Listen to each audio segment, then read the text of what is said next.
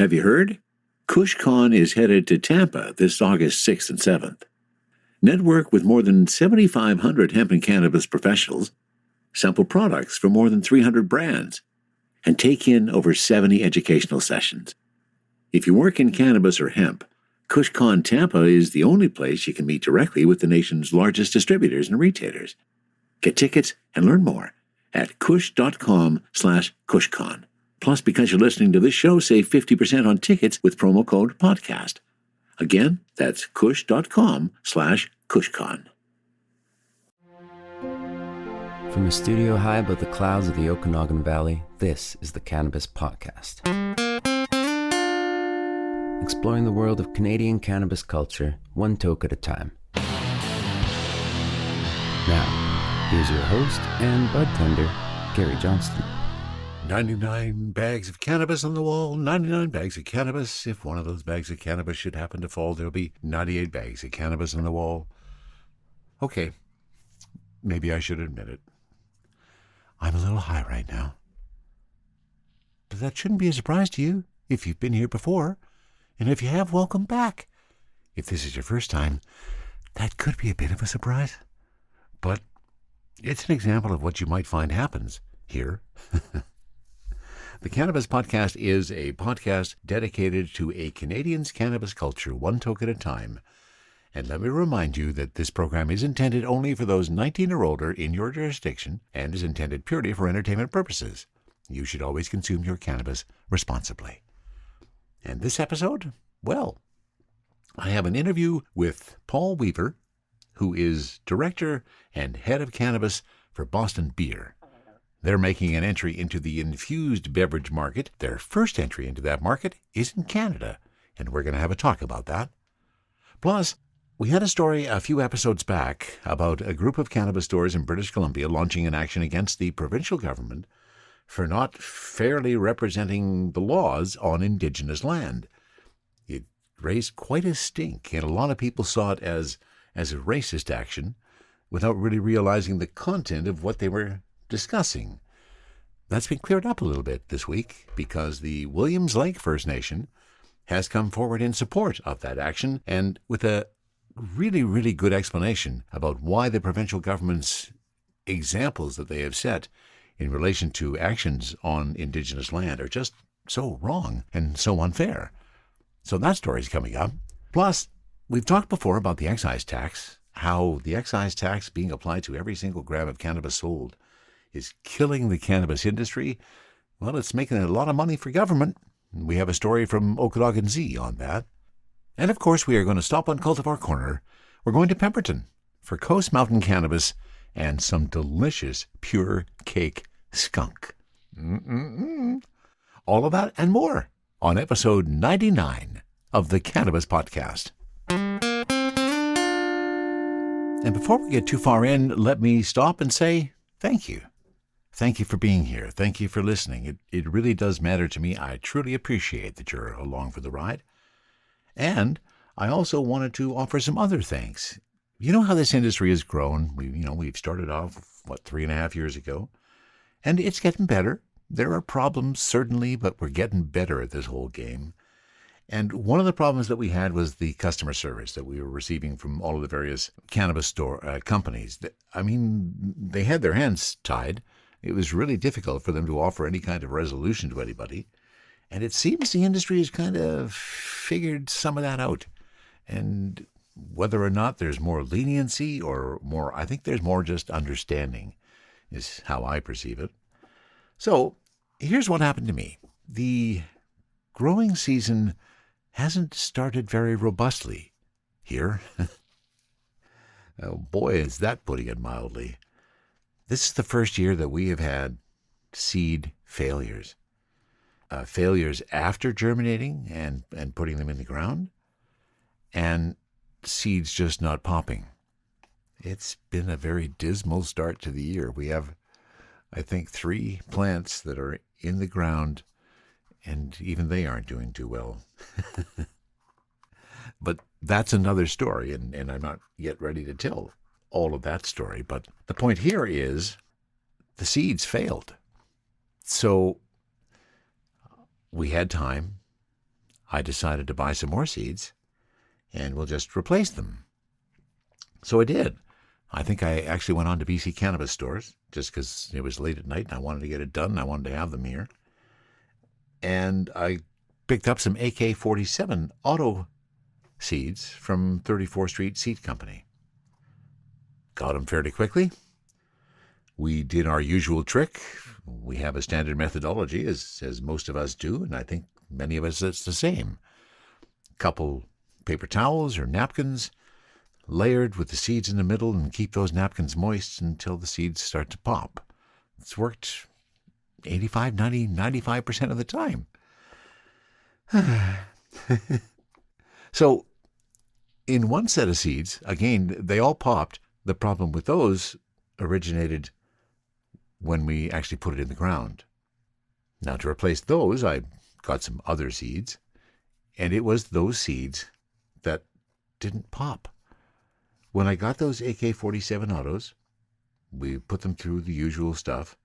One popped in about 3 days, and then the other 4 just sat there. Didn't do anything for 3 weeks is when I kind of gave up. So if you're not aware, and I'm sure you are, but let me point it out anyways, every cannabis package that you purchase in Canada, somewhere on that label there's both a phone number and an email. And we should all be using those email addresses and phone numbers much more often when we have problems with product. Because if we don't identify what the problems are, they're not going to get a chance to fix it, and it's not going to get better. So you're doing yourself a disservice if you have a problem with the product and you don't do anything about it. Now, I can walk the walk here as well as the talk, because after that 3 weeks of those 4 seeds not doing anything, I called and it wasn't an 800 number either. There's a point of political comment. Be nice if it was an 800 number. Turns out that the distributor of 34th Street Seed Company is a company called ANC Cannabis, ancannabis.com, and that was the number that I dialed.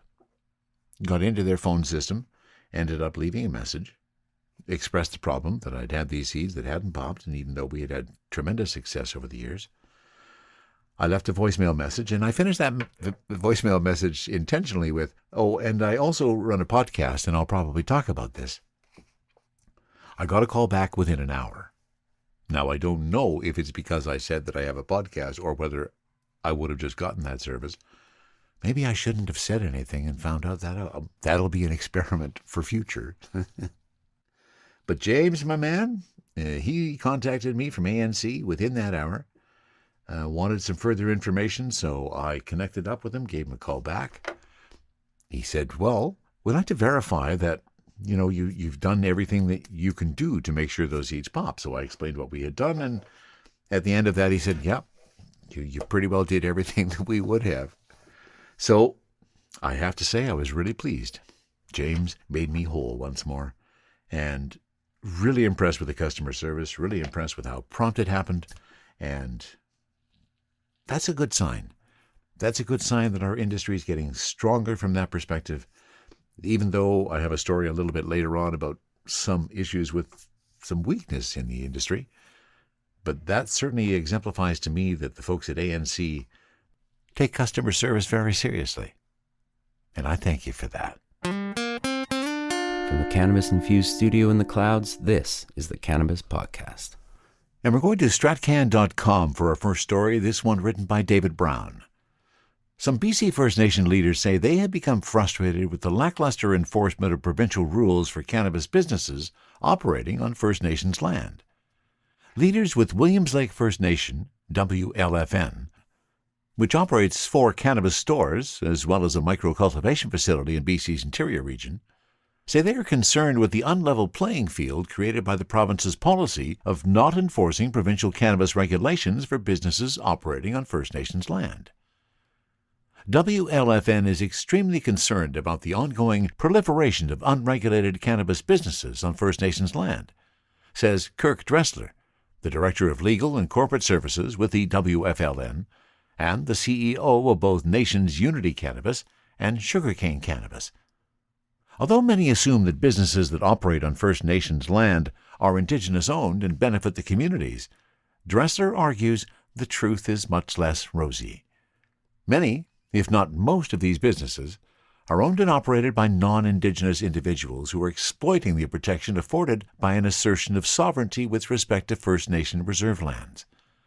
Most of these unregulated businesses have no standards in place for testing, no systems for keeping records, and no monitoring of any kind to ensure that products aren't being sold to youth and children. And disturbingly, there's often a link to organized crime. Although WLFN did not participate in a recent lawsuit from 14 different BC cannabis retailers, they say they sympathize with the intent of the suit and share the same frustrations expressed by those businesses who argue the province has failed to uphold their own rules and regulations. They've also recently sent a letter to the BC government outlining their concerns with the lack of enforcement.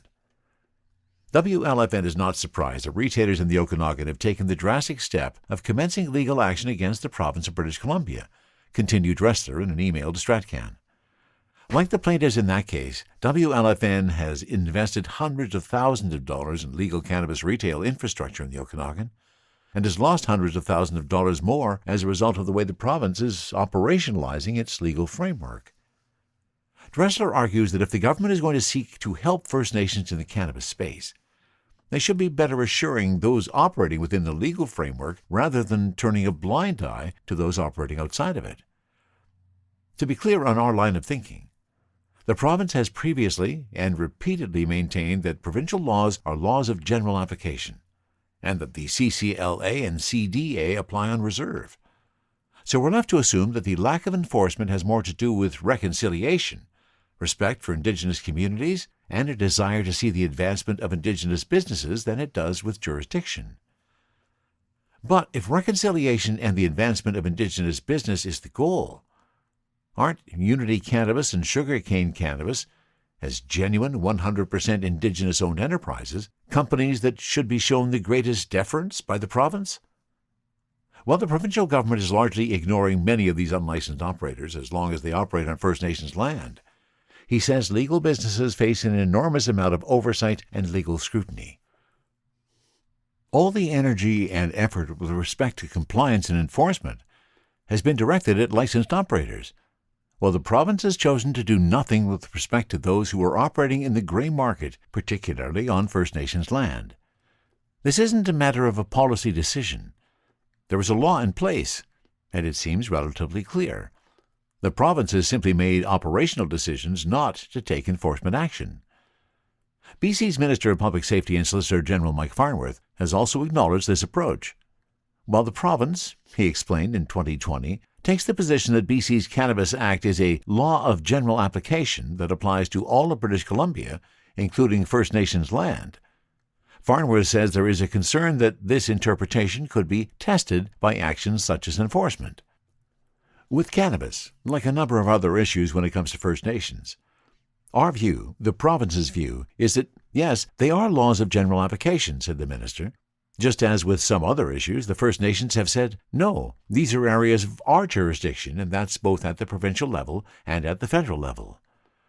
Christina Clark, the corporate executive officer for the Songhees Development Corporation, which operates a provincially licensed cannabis retail store on Songhees land, says the issue is complex and often misunderstood by the general public and by those in cannabis Indigenous community.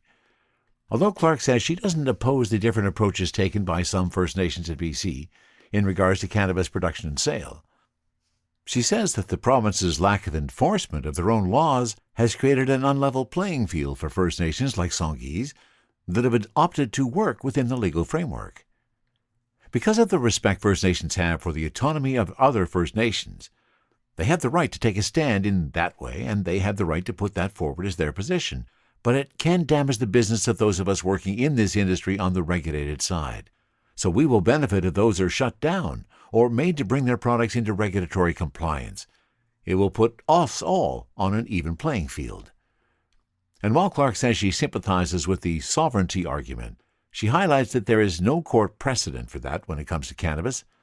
Such approaches, she argues, could actually damage overall sovereignty arguments, something she says she's heard from legal counsel for other First Nations.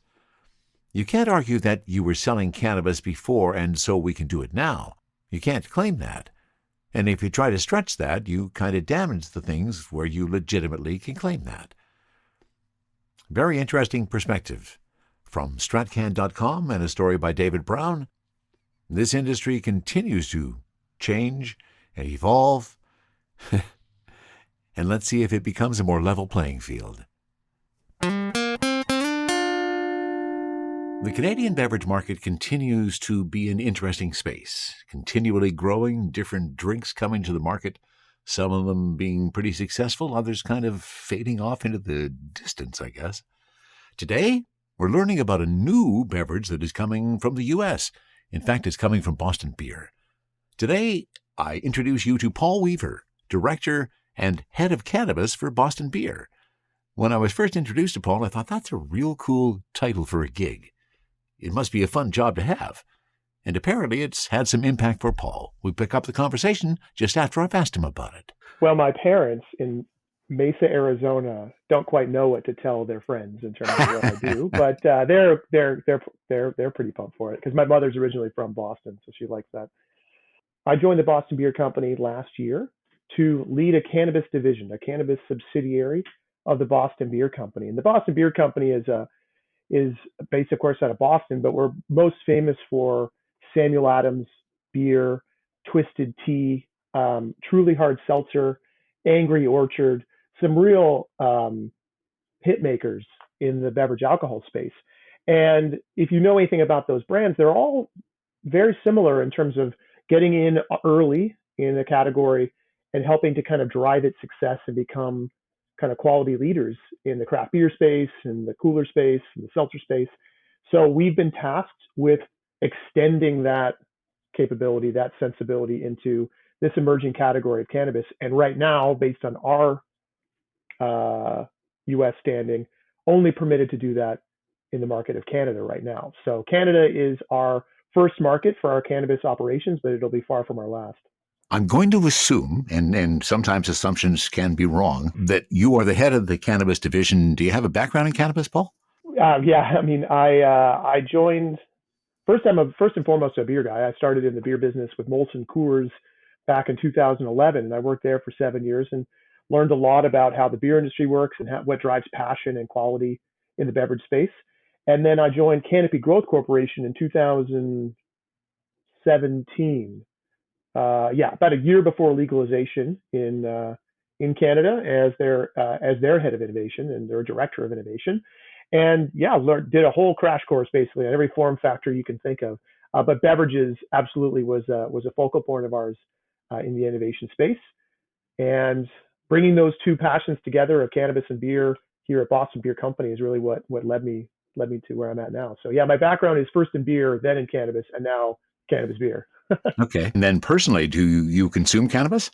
Yeah, of course. I mean, I'm a passionate cannabis consumer. I'm a passionate beer drinker. I think passion is really what drives a lot of our decisions in this space. You know, to be passionate about what you do, what you make products that you would want to make or drink on your end. You know, that helps bring a lot of clarity. Yeah, absolutely, it does, and passion is absolutely necessary. I wholeheartedly agree. Are you much of a cannabis consumer, Gary? Absolutely, of course I am.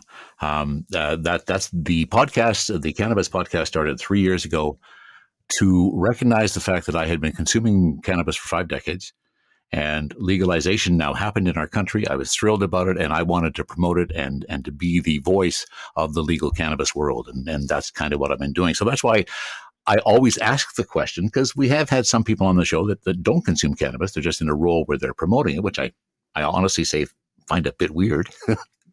But yeah, it's kind of like a Martian selling a vacuum cleaner or something, right? Like if you don't quite get, I think you can tell very quickly if people are passionate about whatever they're selling or what they're absolutely making, right? And yeah, I mean, I think you're not alone. I think we all are pretty evangelical about the industry because we see it as a force for good. You know, like we're only just getting started with what we're doing here in Canada worldwide. Yeah, well, you actually answered. I had one of my questions on my list, and I think you kind of answered it in your introduction, Paul, where you mentioned that this is Boston Beer's introduction to the cannabis beverages, is your entry into the Canadian market. So you have nothing in the States at this point No, well, no. First, from no, the full cannabis stop. drinks? Okay. Not in the cannabis space. No, we are a beverage alcohol company in the United States, and we have a new cannabis subsidiary based here in Canada, based on our standing in our as a publicly traded company on the New York Stock Exchange and subject to federal regulations. Cannabis for us is a much more delicate topic than others, and so Canada is unequivocally legal. So we can come to this market and operate um, with crystal clear regulations and know Yeah. exactly how to operate. And Good Day iced tea, that's your introductory drink that you're bringing to the market? That's the first flavor, yeah. So our first brand is called our real forte into the cannabis space is called Teapot. And Teapot is a line of cannabis infused iced teas. It's all about putting tea and pot together and making a delicious tasting iced tea. Our first we call the Good Day iced tea, and it's lemon black tea infused with a strain called Pedro's Sweet Sativa, which is grown in Ontario by Color Cannabis, actually. Oh, I was curious if it was colors. Yeah, we sell a lot of Yeah, their stuff. yeah, absolutely. Yeah. So Color's Sweet Sativa, Pedro's Sweet Sativa is a fantastic strain. And we've paired that with a lemon black tea for a delicious cannabis infused iced tea that's launching this summer in Canada. Excellent. And so there was no selection process. You just picked Pedro Sweets. That was going to be the strain that you were going to use. I mean, if you want to know how the sausage is made, Gary, there's a lot that goes into that strain selection. I mean, Yeah, if of course there is. have you ever consumed Pedro's I as a have. Yeah, consumer? yeah, I have many times. Yeah, Yeah, I mean, I think it's a great strain. I'm not sure what you think about it, it's a but it's it's a also, very nice sativa. It's up front, gives you that euphoria that you're looking for, and yeah, I I really mean, enjoy it. it has all those benefits. Plus, it's a really efficient flower. It's a beautiful strain. It grows really well. It grows in abundance. There's a reason Color Cannabis sells it in so many form factors because it's just really smart to grow that weed as well. So it's a good strain for us practically, and it's a great strain as a consumer. So that was kind of the decision making criteria for the first drink. Okay, I'm assuming that the iced teas that you're bringing to market with the Teapot brand going to be much like the other beverages in Canada. In other words, our cannabinoids are so small that we're going to be absorbing those fairly quickly. Is there an onset time that you think is going to be appropriate for the Teapot?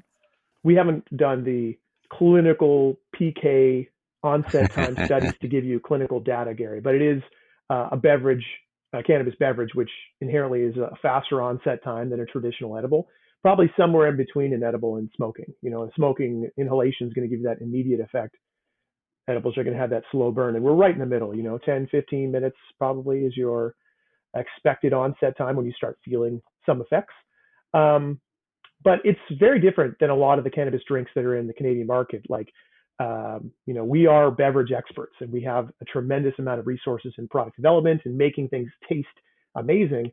And we also have a really good background specifically with tea, with the Twisted Tea brand. So how to make a really delicious adult iced tea is our bread and butter. So to be able to extend that into cannabis, I can't wait for you to try it, Gary. I've got a can behind me actually. So I can't wait to try it either. I can't wait for you to try Teapot Good Day Iced Tea. I think you'll be blown away at just how good it tastes, and you'll see Nice. just how different it is than the rest of the market. Okay, because I am an iced tea consumer. That is my Oh yeah, I'm favorite drinking drink. iced tea right here. I'm drinking it right now. So, what excites you, Paul, about the Canadian market, about bringing Boston beer and your Teapot line here? Well, I mean, we're not quite a mature cannabis market yet, Gary, but I think we're starting to see signs of grown-ups acting responsibly in terms of how we're running our businesses, how we're operating in retail, how the consumer is shopping and kind of recognizing what's of value and what's not. It just seems like we're not 2018 anymore, and it's never become more apparent than it is today that this is just a new world for the industry. I think we've all gone through the trenches and we're ready to find some balance and normalcy. So I think what excites me actually about the Canadian market is just how collaborative it's become. For example, we're not vertically integrated. We have two partners in how we facilitate our R&D in Canada. We have a grower called Entourage Health. They're the ones who grow Pedro Sweet Sativa. And then we have a co-manufacturer called Peak Processing. And this kind of spreading the love, spreading the risk, spreading the supply chain is really an indication of how far we've come as an industry since, like I said, since like 2018. Yeah, it sure is. It's pretty exciting to watch the growth and just, yeah, it's just astounding sometimes. What kind of challenges did you face getting here, Paul? Oh, well, I mean, you mean in terms of In making terms teapot? of entering the Canadian market, not only from entering the Canadian market, but doing so from the U.S. Sure. Well, I mean, I think that Boston Beer as a company has accepted cannabis culture with open arms. So I'm not sure how other companies that have subsidiaries that have participated in cannabis have found any sort of culture shock, but it's been really nice to see the support and passion that drives Boston Beer's current brands and seeing that extend to cannabis. I would say some of the challenges were just trying to find the right partners, trying to set up our business in a way that allowed us to still be flexible, still be nimble, but still facilitate our R&D. And making a great tasting cannabis drink is not easy, and that the ability to leverage the Health Canada processes to create prototypes and trial and repeat and get tighter and refining and just really getting it perfect. So, it's not that that's unnecessarily difficult. That's just part of making a great tasting drink. But to find the right partners, find the right business model, and then be methodical in how we approach making Teapot. That's the main challenge, and so far so good. Excellent, and let's hope for more success. So, a Good Day is your first entry. You have some other things on the line that you're hoping to bring to market. I mean, the thing about Teapot is it's all about pairing the right tea and the right pot for the right occasion. We like Pedro's Sweet Sativa as the cannabis for a good day, and so we have Good Day Lemon Black Iced Tea. It's a lemon black tea. We're also working on a mango green tea with Pedro's, so putting those two together. And that tastes, so far, it tastes amazing. We're tightening that up this month, but that'll roll out maybe by the end of the year. But what's really exciting is we're taking a little bit more time with a good evening iced tea. And what does a good evening iced tea taste like? How does it compare to a Good Day product? We've got a really great strain that we like, so we know kind of how we would plan on infusing it. But what's our good evening iced tea going to look and taste like? And that's the one that'll be really exciting, because then we're expanding beyond just a daytime product and introducing something that has some value in the evening time. You're intriguing me. As you said before, I can't wait to get a taste of it. A taste of Well, something. yeah, I hope it moves your needle, Gary. I feel like I said, I got a big mountain to climb. That's the thing, Paul. I have found a cannabis beverage that I enjoy, but I drink it just because I like it as a beverage, even though it doesn't give me much of a buzz. So I'm probably will do the same thing with your Good Day iced tea ones that arrive. Great. Well, if you like iced tea, like I said, there's no cannabis taste, no cannabis aroma. Nice. It tastes Nice. like really, really good iced tea. And with the right amount of sweetness, lemon flavor, it's good. It's a great product. I'm intrigued by the product, Paul. Well, I think Gary, we've got to get you into Windsor, where we make Teapot, and you can try it yourself, and maybe tell some of your listeners that the hype is real, that the drink is just as good as promised. Yeah, it sounds good. So your entry into the Canadian market, you're coming in through Manitoba and Saskatchewan, as I believe. Yeah, starting in the prairies. Those are fantastic cannabis provinces, very easy to work with, and allow us to kind of understand a little bit about what consumers think about Teapot, what they like, what they don't like, allow us to tighten it up, and then we'll expand into the bigger provinces throughout the rest of the year and into next summer. Has the different approach to cannabis in terms of its distribution in each province caused you any particular troubles as you bring your product across the border? No, well, first, we're not bringing anything across the border. We're making it right here in Canada. Absolutely. No, the idea of your product. Sorry. The idea. Yeah. Well, no, I think we're, no pun intended, in it for the right reasons. And I think that message is being well received by each province that we have a chance to speak with. And yeah, I mean, there's lengthy lead times in terms of making sure you get your paperwork in and make sure you're in for the right product calls. But we have a fantastic distributor in Entourage Health that makes sure that we're filing all the necessary paperwork. So there's paperwork and process, but it's the same as it is in alcohol. So really no difference. So it's kind of par for the course, Gary, if that makes sense. It's not like we're selling soft drinks. These are regulated products that have government intermediaries. So you have to respect that is part of the process. Where I was going is the fact that it is so unique in each of our provinces of how it is getting distributed. It is, yeah. That's got to be a challenge for a company like yours. Yes and no. Like I think part of the challenge, as we mentioned earlier, was finding the right partners and the partners that have distribution in the provinces that we want to be in. So they already have a path in. They understand those unique individual routes to market, and at the core is still a great tasting drink that's labeled the exact same. So thankfully, like in terms of mass production, we're able to make a consistent product. And then what truck it goes on, or the excise, or which retailers and how they get access to it, that's always going to be in flux. And of course, the industry is changing, and we may see some of that change in Canada as well. It's in July. That's when you're coming to Yeah, you might start seeing it soon in the next few weeks, just as things start to kind of ramp up. But yeah, definitely in July, you'll start seeing some Teapot in the prairies. Well, I look forward to seeing it once it gets to BC. Maybe I can get a hold of somebody who's listening to the podcast and can grab me some and send me some from Ontario. Yeah, just like a border run across the provincial borders. Yeah, exactly. So that's fabulous. A great story. Thanks for sharing it with us, Paul. And wish you success with the Boston Beer Company as you come on into Canada. Hope that all goes well for you. Oh, thanks, Gary. And I appreciate all you're doing for the category. And I can't wait to chat again after you have a chance to actually try Teapot.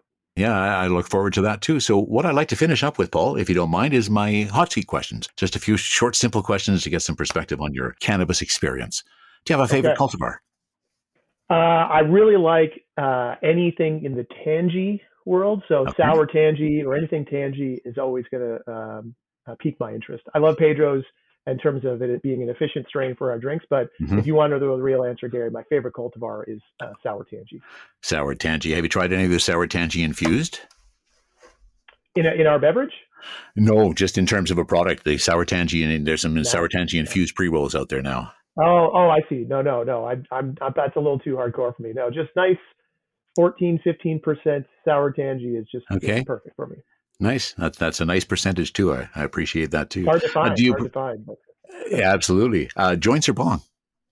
Joints. Edibles or flower? Well, drinks as an edible. So drinks, then flower, then edibles. Okay. In your experience as you travel around, have you noticed different terminology for 3.5 grams? And what would you call 3.5 grams of cannabis? Yeah, I mean, I think that calling it an eighth has become kind of synonymous with like cool. Like I get the way it used to be kind of vibe. But even in the States where they hate the metric system, of course, like they don't know what a gram even is. They couldn't quantify it, but they're calling it 3.5 grams too. So or 5 grams. I think they're rounding it up even. So, okay. No, 3.5 grams. 3.5 gram. Eighth is over. Okay. And the reason I asked the question is in Canada, there's a group of people, generally it seems to be east of Ontario, that call it a half quarter. Oh, an eighth. Okay, half quarter instead of an eighth. Okay, I was calling it an eighth. But... I've been calling it an eighth most of my life as well, Paul, so I totally get it. Thanks for your time today. I really appreciate you being on the Cannabis Podcast. We'll leave it there. No, this was great. Thanks for your time, Gary. I had a great You'll never be caught needing to replenish your stash again when you subscribe to Hemper's monthly smoking boxes. Hemper is hands down the best place to stock up on your smoking supplies, no matter the occasion. Curated with innovative and hand-selected products to ensure you are getting the absolute highest quality accessories for your smoking experience. Hemper's monthly subscription service provides $100 in value for only $40.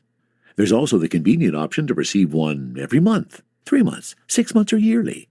Right now, use promo code PODCAST10 to get started and receive 10% off a Hemper box or the XL box at hemper.com. THC, CBD, terpene profiles, what's in me? Oh, please explain to me. Cultivar Corner, Cultivar Corner, oh yeah. Cultivar Corner, please explain this stuff to me. On Cultivar Corner today, it is the last gift from my daughter-in-law for her driving lessons.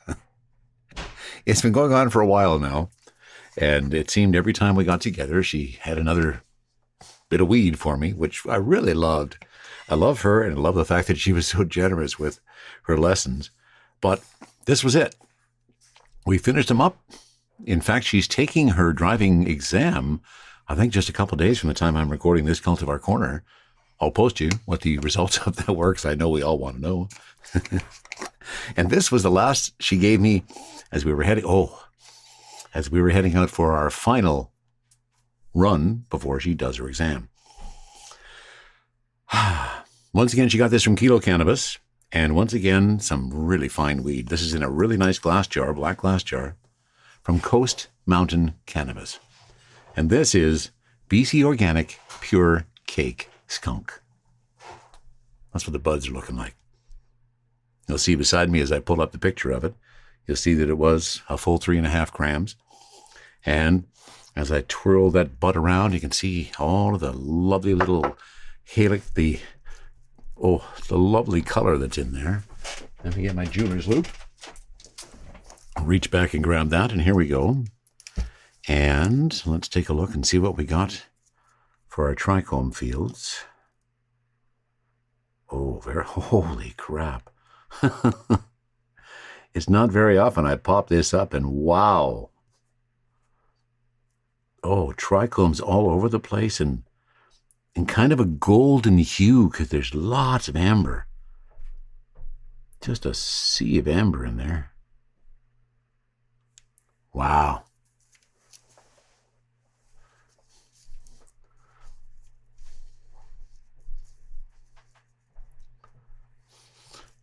Very colorful bud. Lots of red hues in there. Well, let's tell you a little bit about Coast Mountain. 100% certified organic cannabis. Unique to Coast Mountain Cannabis, their BC Organic Pure Cake Skunk traces back to the legendary strains of Skunk No. 1 and Triangle Kush. To support its strong sativa heritage, BC Organic Pure Cake Skunk has been beautifully balanced with Layer Cake, a sought-after indica to create a 31% THC indica-dominant hybrid that's bursting with citrus flavors. And I would say that coming out of that jar, let me give you the total. The total terpenes, 2.1%. Myrcene's at 1.40%, so definitely indica-dominant. Beta-caryophyllene at 0.25. Linalool at 0.17. Definitely some citrus and floral notes coming out of that. Really nice. And what are we talking about? The THC? There it is. 31.1%. That's becoming a standard to hit over 30% these days. Astounds me how much this industry has changed and how fast it's getting to that stage where 31% becomes our new standard. So this is Indica Dominant from Coast Mountain Cannabis, doing some wonderful work and all organic. Of course, the link to the website is back at cannabispodcast.com. You can check it out for yourself. I am ready. Oh, I forgot to turn the vaporizer on, though. So we'll fix that. That's getting ready to rock. While that is heating up, we can light the joint and see how this tastes. 31.1% THC, and I'm expecting some citrus flavors. Myrcene, beta-caryophyllene, linalool, the dominant terpenes. Here it is, Coast Mountain Pure Cake Skunk.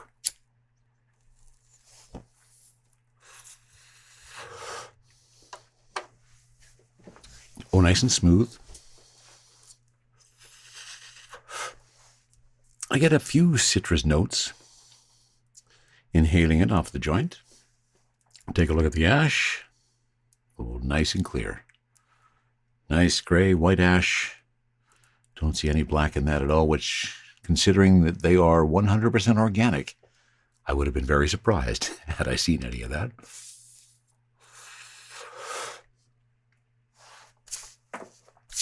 But yeah, I love the taste. Picking up some of those citrus notes. Almost everything that Christine got me over the course of her driving lessons was just delicious. Really expanding my knowledge and taste bouquet across a whole bunch more products. And Coast Mountain Cannabis, I love what they're doing, this Pure Cake Skunk. Now, Skunk. Because there was a time in my cannabis life where skunky weed was everywhere. But it didn't smell like this. It smelled skunky. And I mean really skunky. So skunky, you'd wonder if there was a skunk in the room with you. So I'm not getting those kind of deep skunky tones off of this. Definitely more citrus. almost a bit of a gas tone as well. So the Crafty Plus is ready.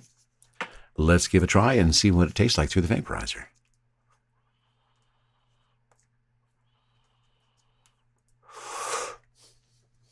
Oh, as always, just so much more taste when you're getting it through the vaporizer. Those citrus notes kind of become a bountiful mouthful of citrus.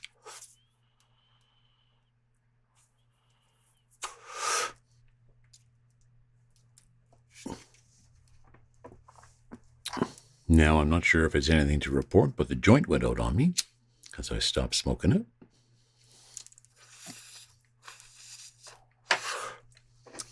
Now, this is when I'm truly in my element. In my two-fisted toking stance. Joint in the left hand. Vaporizer in the right. And taste meeting somewhere in the middle. So we kind of got where the taste is coming from. And this is when we, 31.1% THC. And I can feel those happy eyes sneaking in on me now. Not coming in with a wallop. Coming in with a little, here I come.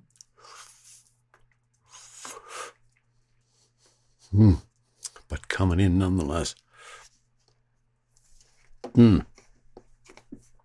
There's just so much good weed being grown in BC these days.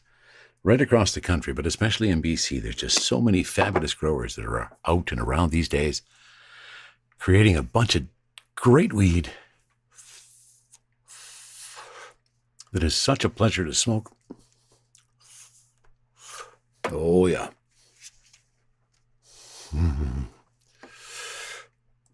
And let me just sit in this for a moment as those happy eyes deepen. A little bit of a body rush kicks in. Definitely euphoria. Just, whoa. Here, have a little euphoria. Well, thank you very much. I will. Care to give me a bit more?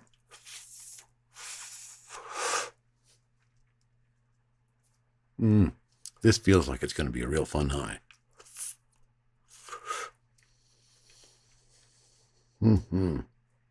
Good body feeling. Good headstone. Definitely got the happy eyes. Definitely got the euphoria. Moving into a bit of a body buzz. Just a really nice high. I don't think any product that she got me over the course of her driving lessons was a bad one. And it would be dangerous to try to rate them over top of each other, but this definitely stands up with all the rest. Coast Mountain Cannabis, BC Organic, Pure Cake Skunk, their indica dominant hybrid, 31.1% THC, total terps 2.1%, with some myrcene, beta caryophyllene, linalool, nice citrus tones, and a pretty rounded high. I'm liking the Cake Skunk. Exploring the world of Canadian cannabis culture, one toke at a time. This is the Cannabis Podcast. And we go to strachan.com for another quick little story. This about Neptune. Neptune Wellness, the company behind cannabis brands Mood Ring and Pan Hash, intends to divest its Canadian cannabis business in an attempt to rebrand itself as a consumer packaged goods company.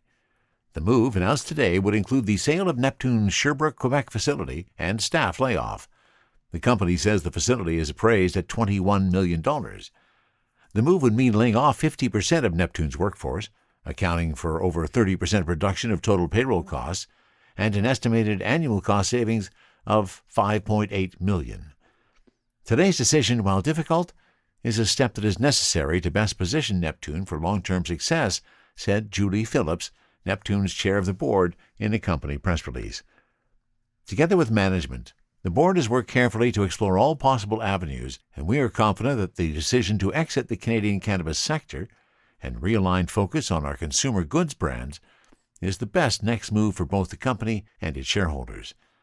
Neptune managed an array of cannabis products sold under Mood Ring and Pan Hash, with products supplied by cannabis growers across the country, including several micro-cannabis cultivators and producers.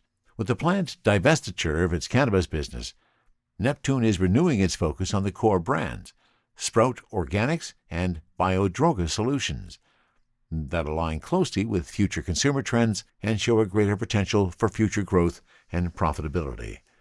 And I find that's an interesting story to lead into the next, because here's another company, well, as you just heard, another company leaving the cannabis space. And could perhaps some of that reason be the excessive excise tax? Here's a story from OkanaganZ.com, this written by John MacDonald. Excise taxes collected from the sale of cannabis in British Columbia declined sharply in January 2022 from the holiday month of December 2021, down from $6.2 million to under $4 million. The latest numbers were made public this week by the BC Ministry of Finance as the government collects January's tax money in June. Provincial coffers have benefited recently from strong cannabis sales, with BC's cut of the tax hovering around $6 million for each of the last 6 months in 2021, first climbing over the $6 million mark in July.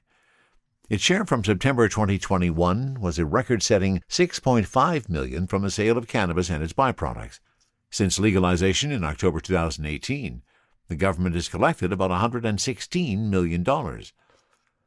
In the first few months after legal sales began, BC received as its share over $1 million a month before dropping off for most of 2019, going as low as $278,000 for April of that year. About when the pandemic hit in 2020, the remittance to the province from the federal government began to grow steadily as cannabis consumption increased amid a lockdown population. This latest drop in revenue could coincide with the surge last December of the Omicron variant and the brief reintroductions of lockdowns and social bubbles in January. Ministry of Finance Communications Manager Roxanne Kropp said in an email statement the province's share of the cannabis excise tax is derived from the sale of cannabis from producers to retailers. The combined rate of all federal, provincial, and territorial cannabis-specific duties and taxes will not exceed the higher of $1 per gram, or 10% of a producer's selling price, the statement reads. That rate was set under the 2017 Coordinated Cannabis Taxation Agreement with the federal government, where the province receives 75% of revenue from the tax. The money goes into the province's general revenue, although the ministry says it is offset by the cost of running the cannabis monitoring system, plus the need to continue pressuring black market operators. Associated costs to the province from legalization remain, including costs related to licensing, legal services and litigation, enforcement and regulation, the statement reads. Competitive pricing remains critical for the BC Liquor Distribution Branch as it continues to work towards eliminating the illicit cannabis market and developing a broad assortment of products, which helps keep cannabis out of the hands of youth and maintain health and safety standards, the statement continues. Kropp said the ministry is unaware of any current plans to change the excise tax at the federal level, something cannabis producers have pushed for in recent months in the face of mounting costs. And why do I think that the governments are not going to drop any excise tax? They gotta get their share. And let me once again thank all of the supporters of the Cannabis Podcast. I appreciate your support each and every day. Thank you for listening and for your support. And thank you again so much for listening, even if you're not a supporter. I truly appreciate you joining me along for the ride. If you ever have a comment on anything you hear on the Cannabis Podcast, send a note to info@cannabispodcast.com. And remember, if you like what you hear and you'd like to support the podcast, go to buymeacoffee.com/cannabispodcast and you can buy me a Doobie. And now we get ready for episode 100 coming next. That's it for episode 99 of the Cannabis Podcast. From the Cannabis Infused studio, high above the Okanagan Valley, this was the Cannabis Podcast.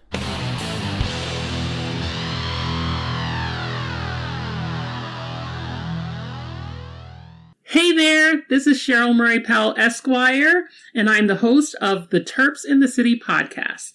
I'm a cannabis agricultural dietary supplement and trade attorney. I'm also a hemp farmer, and I've been recently named to the list of High Times Magazine's top 100 influencers in cannabis. I'm inviting you to follow me along my journey as I move back to New York to support the adult use market there. You're going to get a chance to listen to conversations with some of my friends along the way. I look forward to seeing you at Terps in the City.